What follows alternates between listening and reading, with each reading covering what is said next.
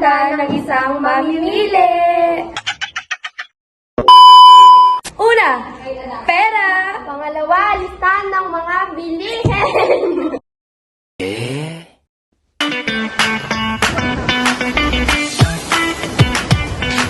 Later that the old narrator got tired of waiting and they had to hire a new one. Terra Nasa Mini Mart.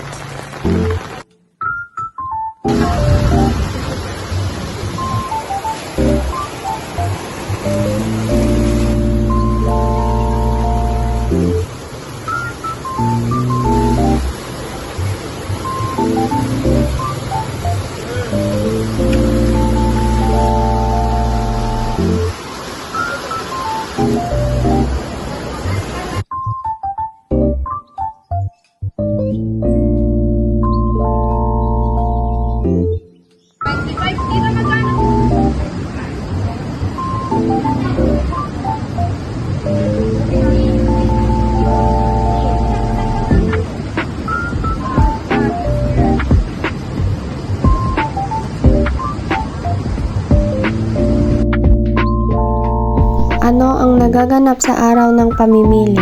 Ang mga pamilihan ay dapat nakahanda na upang pati ang mamimili ay nakahanda ng bumili ng kanilang pangangailangan. Sapat lang ba ang nakalaan na budget para makuha ang pangangailangan? Para sa amin, oo, sapat lang ang aming pera. Hindi naman kami bibili ng higit pa sa aming budget na i-budget naman ito ng tama dahil tinatanong at tinitignan muna namin ang presyo. Ano ang napansin nyo habang isinasagawa ang vlog? Bukod sa maingay, wala naman kaming napansin na kakaiba.